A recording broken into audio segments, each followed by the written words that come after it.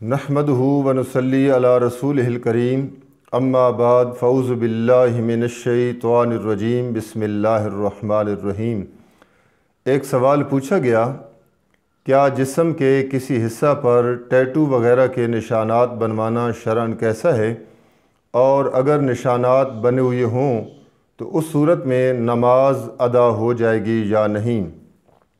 तो इसका जवाब अर्ज़ करने से पहले मैं गुजारिश करूँगा अपने सामीन व नाज़रीन से कि हमारे इस चैनल को सब्सक्राइब करें, वीडियो को लाइक और शेयर करें और कमेंट में अपनी राय का इजहार ज़रूर करें। तो चलते हैं जवाब की तरफ। और ये बात याद रखें कि दीन इस्लाम अपने मानने वालों को अपनी तालीमात का भी पाबंद रखता है।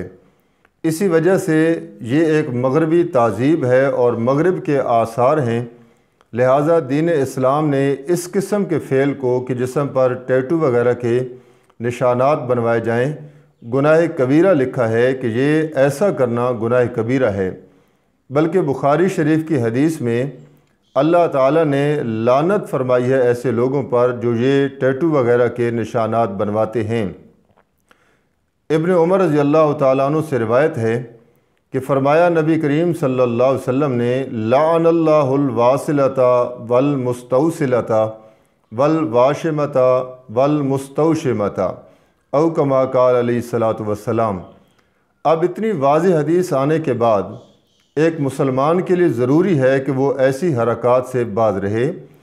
अब अगर जिस्म पर टैटू वग़ैरह के निशानात बन जाएं तो हत्तुल इम्कान किसी अद्वियात के साथ उनको ज़ायल करने की कोशिश करे ताकि वो जिस्म के निशानात ख़त्म हो जाएं। बसूरत दीगर अगर वो ख़त्म नहीं होते तो उस सूरत में उसकी नमाज तो अदा हो जाएगी लेकिन करहत के साथ हो जाएगी। और इसी तरह अगर जिस्म के टैटू के निशानात में किसी जानदार की तस्वीर बनी हुई है तो भी उसकी नमाज तो अदा हो जाएगी लेकिन करहत के साथ हो जाएगी। अल्लाह ताला हम सब को दीन इस्लाम पर अमल करने की तौफ़ीक़ अता फ़रमाए।